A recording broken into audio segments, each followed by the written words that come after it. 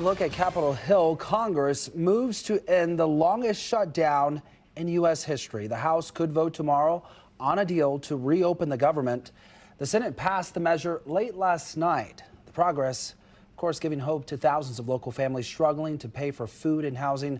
But we're not at the end just yet. Yeah, the United Way of Greater Kansas City says it has seen a drastic jump in calls to its 211 help hotline since the shutdown began 42 days ago.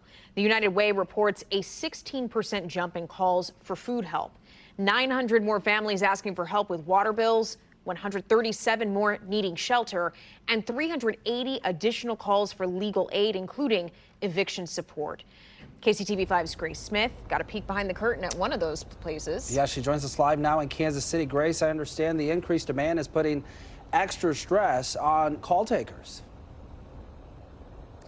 Zach, and that is why they're adapting to meet this need. As this shutdown continues, people who never thought they needed help are having to call 211 for the first time. How do I put food on the table? How do I pay my bills? These desperate questions are flooding Kansas City's United Way 211 helpline every few minutes. But it's not just about statistics. This is about your neighbors. What has that been like for you?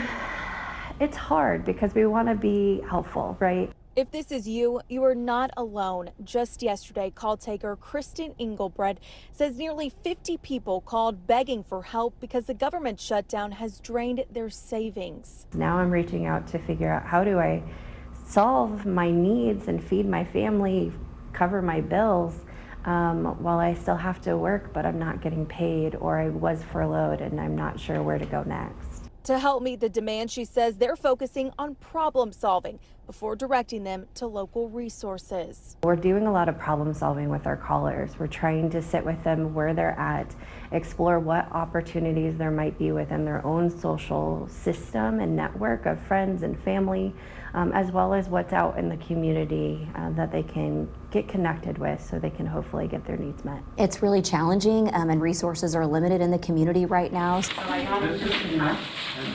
Kara Mashek with United Way of Greater Kansas City says it's also why they created Snap into Action.